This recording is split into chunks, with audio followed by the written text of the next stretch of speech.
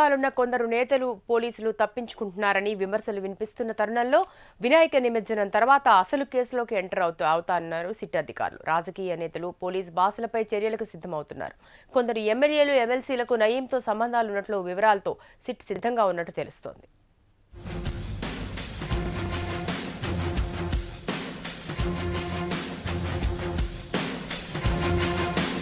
Gangster Nayeem నేర సామ్రాజ్య విస్తరణలో సహకరించిన అధికారులు, రాజకీయ నేతల పేర్లు పోలీసుల దర్యాప్తులోకి రాకపోవడంపై విమర్శలు వెల్లువెత్తుతున్నాయి. దీంతో వారిపై కూడా చర్యలు తీసుకునేందుకు పోలీసులు సిద్ధమయ్యారు.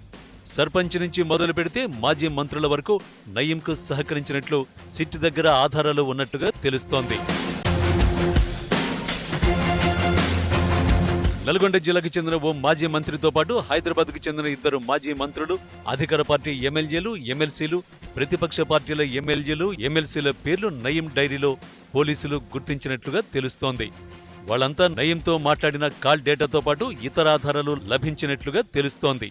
అయితే ఇన్నాళ్లు నయీం కేసులో అతని అనుచరుడిని అరెస్ట్ చేసిన పోలీసులు మిగతా వారిని ఎందుకు వదిలేశారన్న విమర్శలు వ్యక్తమయ్యాయి.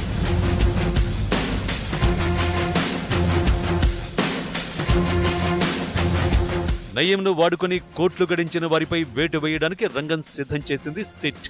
ఊహించిన విధంగానే ముందుగా రాజకీయ నాయకుల నుంచే చర్యలు ప్రారంభం కానున్నాయి. ఇందులో ప్రధానంగా సొంత పార్టీ నేతలపై చర్యలు తీసుకుంటే మిగతా వారిపై చర్యలు తీసుకోవడానికి ఈజీ అవుతుందని ప్రభుత్వం భావిస్తోంది. ఒక్క రాజకీయ నాయకులే కాదు, డీఎస్పీ స్థాయి నుండి ఎస్పీ వరకు నయీం వలన లబ్ధి పొందిన వారందరిపై చర్యలు తీసుకోవాలని ప్రభుత్వం సిట్కు సూచించినట్లుగా తెలుస్తోంది.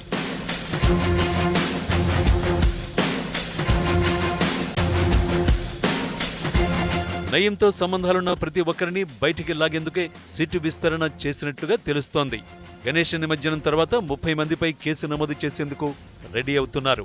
ఇప్పటికే నయీం వ్యవహారంలో 72 కేసుల్లో 80 మందిని అరెస్ట్ చేయగా ఆ సంఖ్య ఇప్పుడు 100కు చేరే అవకాశం ఉంది.